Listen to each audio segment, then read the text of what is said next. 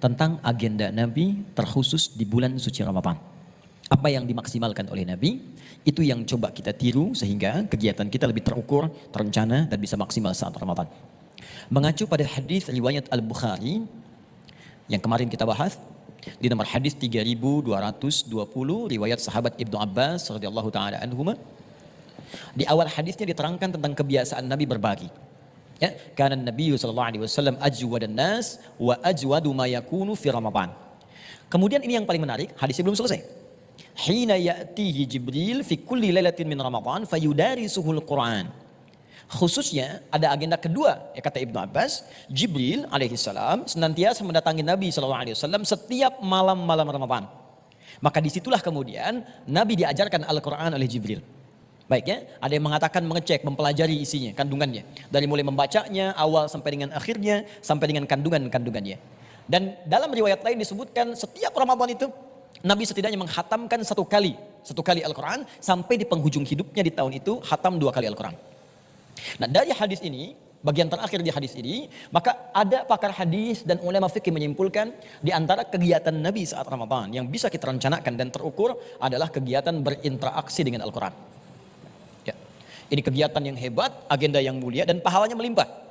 Bahkan ada ulama mengatakan tidak lengkap Ramadan seseorang jika tidak diisi dengan interaksi Al-Quran. Karena saat puasa itu diwajibkan, diikutkan oleh Allah kalimat turunnya Al-Quran. Buka Quran surah kedua Al-Baqarah ayat 185. Ya. Syahrul Ramadan alladzi unzila fihil Quran. Di bulan Ramadan yang kalian puasa itu, maka itulah waktu saat Al-Quran diturunkan. Nah sekarang teman-teman, ini hari keempat, coba dicek 3 hari ini sudah baca berapa ayat?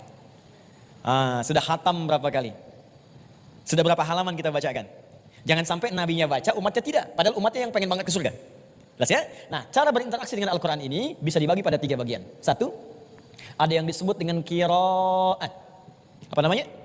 Qiraat, sekedar memperbanyak bacaan walaupun tidak fokus mendalami artinya. Ya, baca, perbanyak hatam. Pahalanya setiap huruf kalau di luar Ramadan itu 10 setiap hurufnya. Mengacu pada hadis At-Tirmidzi nomor hadis 2910. Tapi kalau Anda kerjakan saat Ramadan seperti saat ini, dikali 10 kali lipat lagi, Masya Allah, setiap hurufnya. Anda bacakan 1 huruf, langsung dapat 100. Karena itu Al-Imam Asy-Syafi'i. Imam Asy-Syafi'i, Mas Bedu, tahu Imam Asy-Syafi'i? Masya Allah, kenal di mana? Masya Allah ya. Al-Imam Asy-Syafi'i cucu Nabi, ahli fiqih. Itu generasi keturunan Nabi maksud saya, ahli fiqih itu setiap hari di luar Ramadan khatam Al-Quran. Tapi khusus untuk Ramadan, sehari 2 kali khatam.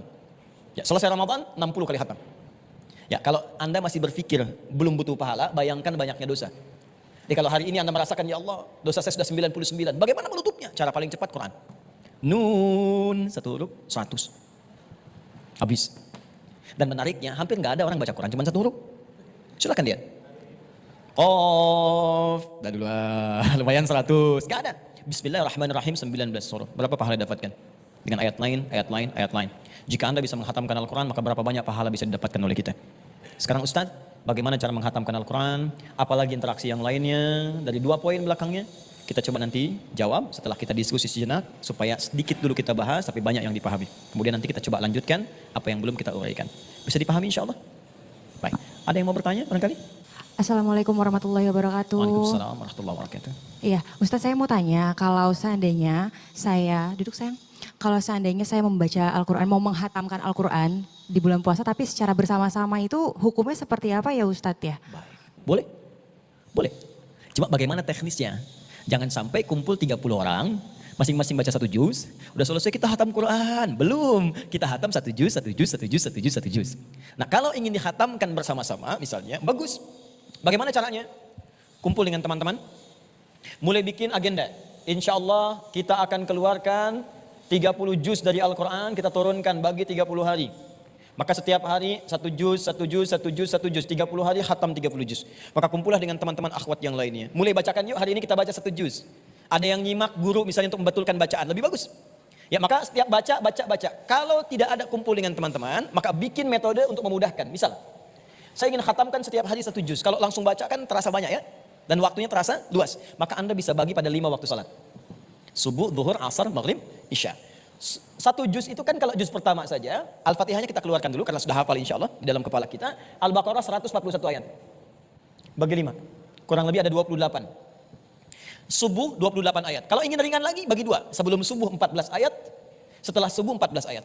Sebelum zuhur 14 ayat, setelah zuhur 14 ayat. 14 ayat itu berapa lama sih?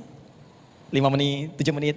Apa kita tidak punya investasi 5 menit untuk akhirat kita? Sedangkan dunia 5 jam kita penuhi untuk urusan dunia yang saat didapatkan hasilnya mungkin wafat seketika.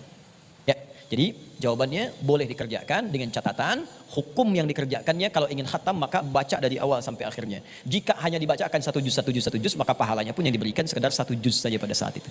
Ya Allah Ta'ala alam.